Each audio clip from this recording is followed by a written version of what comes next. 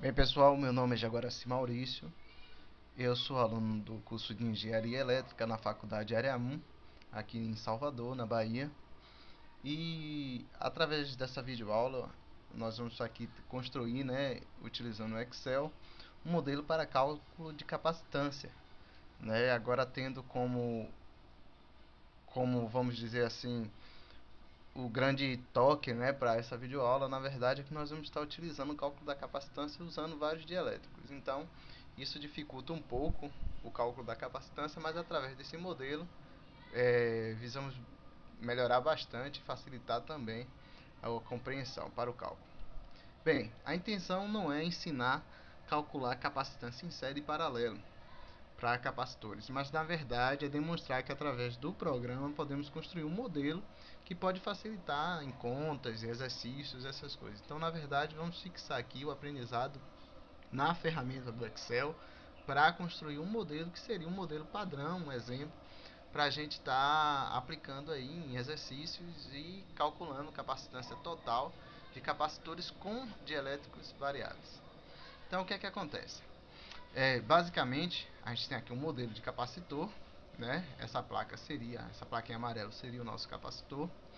E vocês veem aqui alguns números, 5, 1, 2, 3, que estão representando essa tabela ao lado, onde a gente tem os dielétricos com algumas permissividades. Então, para fazer uma introdução desse ponto de vista, vamos dar uma olhada aqui na definição do que é capacitância, A gente pode dizer o seguinte, que a capacitância de um capacitor de placas paralelas constituídos de dois eletrodos planos idênticos de área A separados a distância constante d é aproximadamente capacitância é igual a ε0, εr, A sobre D, onde C é a capacitância em farads, ε0 é a permissividade eletrostática do vácuo ou espaço livre, e εr é a constante dielétrica ou permissividade relativa do isolante utilizado.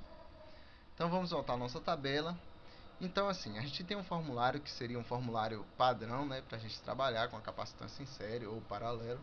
Agora vale lembrar que é bom dar uma revisada, ver como é que calcula o cálculo para capacitores com um único dielétrico, fazer a capacitância em série, fazer a capacitância também em paralelo, porque vamos fixar somente agora no aprendizado da ferramenta.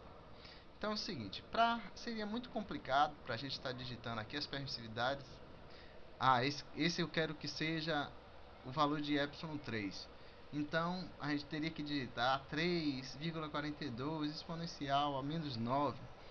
Então, daria muito trabalho ficar fazendo essa digitação e mudar isso a cada teste. Então, nós criamos uma tabela, onde estamos definindo aqui que ε0 vale esses valores, ε0 vale esse, ε1, ε2 e assim sucessivamente. E relacionamos com alguns números. Então, o pulo do gato para fazer isso é o seguinte: nós vamos utilizar um outro trecho da planilha, eu já deixei pronto aqui para diminuir o tempo, que teria o mesmo espaçamento, do nosso dielétrico, do nosso capacitor, melhor dizendo, e nós vamos chamar uma função, essa função é SI, uma função bem conhecida aí do Excel, onde nós vamos estar fazendo o teste, se essa célula recebeu o valor de 2, então nós vamos chamar esse valor para essa célula. Então, o que é que acontece? Nós vamos utilizar aqui, eu costumo dizer, função dentro da função, Sempre que a função se, a gente diz que ela chama um valor, e se não, ela chama um outro valor. Mas aqui, na segunda chamada de função, nós abrimos uma outra função, que é uma outra função se, que faz o teste com todos os elementos. Então, a gente faz o teste com 1, com 2, com 3, com 4 e com 5. Aqui nessa parte eu não coloquei, mas a gente ainda poderia colocar. Se digitasse qualquer outro valor que não fosse igual a 1, a 2, ou 3, ou 4, ou 5, desse um erro que desse uma mensagem: este número não corresponde a nenhum valor na tabela, e assim sucessivamente. Mas eu fiz simples aqui só para demonstrar justamente como seria a ideia. Então, uma vez aplicado o número 2 aqui, ele vai chamar esse valor para a célula C27. Vamos dar um enter aqui. Então, vocês podem ver que ele chamou o valor de ε1 para a célula C27. E vamos copiar, né, esse formulário para as demais células e assim ter o modelo comparado. Perceba que eu vou pegar agora aqui essa célula, vou colocar o valor de 2. E vocês vão ver que a célula C29, essa célula, vai alterar o valor. Vou colocar 2 aqui e ela alterou o valor lá embaixo, que era o que a gente esperava. Então, nossa base de cálculo vai ser justamente esse trecho de cá de baixo. Nós não vamos utilizar essa parte de cima para entrar no nosso cálculo, e sim essa parte de baixo. O detalhe para uma apresentação, já que você não tem interesse em estar modificando isso, é ocultar essas linhas, né? E aí a gente tem aquele cálculo vai ser feito internamente pela função e não precisa a gente estar mexendo naquele trecho, já que tudo vai ser feito automaticamente. A única coisa que nós vamos ter que entrar manualmente são com as distâncias de cada dielétrico, com as áreas de cada dielétrico também, né? E com as permissividades relativas a cada dielétrico que nós colocarmos.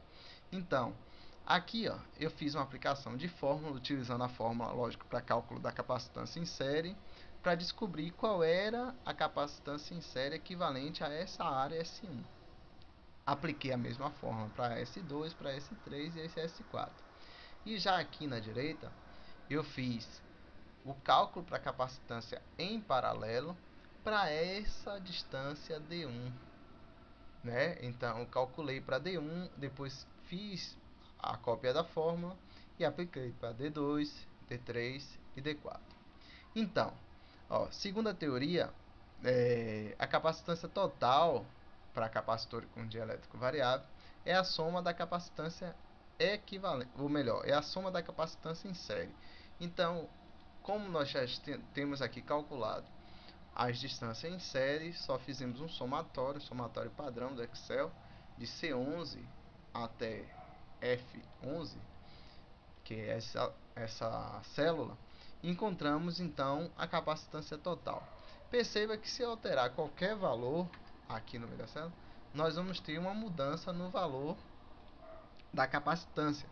Então, perceba, vou colocar 5 aqui, a gente já teve a capacitância, modificou o valor para 4. Então, a gente pode chamar qualquer dielétrico e ter essa função que é bastante legal, né, para poder fazer aqui e alterar o valor. Então, basicamente, pessoal, é isso. No caso, vocês podem estar aplicando, então, qualquer valor. É bom lembrar que vocês podem aumentar também o número de elétrico, pode também aumentar o número dessas distâncias D.